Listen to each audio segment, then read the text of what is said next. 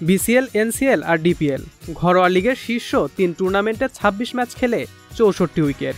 ২০২২-২৩ মৌসুমে তার চাইতে বেশি উইকেট নেই আর কারো। তবুও কোথাও রাখা হয়নি পেসার সুমন খানকে। এ দলের হয়ে ক্যারিবিয়ানদের বিপক্ষে সিরিজের ডাক না পাওয়ায় কিছুটা আক্ষেপ তার। তবুও সুমন অপেক্ষায় আছেন একটা সুযোগের। আফগানিস্তানের বিপক্ষে সিরিজকে সামনে রেখে ইনডোরে অনুশীলনে জাতীয় দল, অন্যদিকে এইচপি ইউনিট রাজশাহীতে।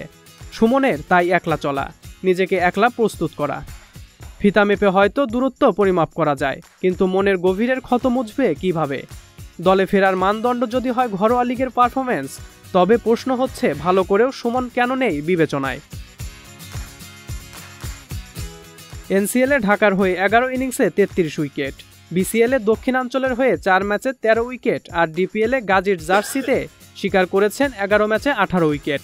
সব মিলিয়ে 26 ম্যাচ খেলে 64 ব্যাটারকে প্যাভিলিয়নে ফিরিয়েছেন এই পেসার। এক ক্যালেন্ডারে ঘরোয়া লিগে যা অবিশ্বাস্য কীর্তি। তবুও কেন এ দলে জায়গা মেলেনি সুমনের, তা নিশ্চিত বিশ্লেষণের দাবি রাখে। সুমনের মনে হতাশা ভর করলেও আরও ভালো করার চেষ্টা করে যাচ্ছেন তিনি বলেন, যখন পারফর্ম করবেন তখন প্রত্যাশাও বাড়ে, সে জায়গা থেকে হতাশ হতে হয়। তবুও মনে হয় যেটা করছি সেটা চালু রাখা উচিত, এক সময় হয়তো লক্ষ্যে পৌঁছাতে পারবো।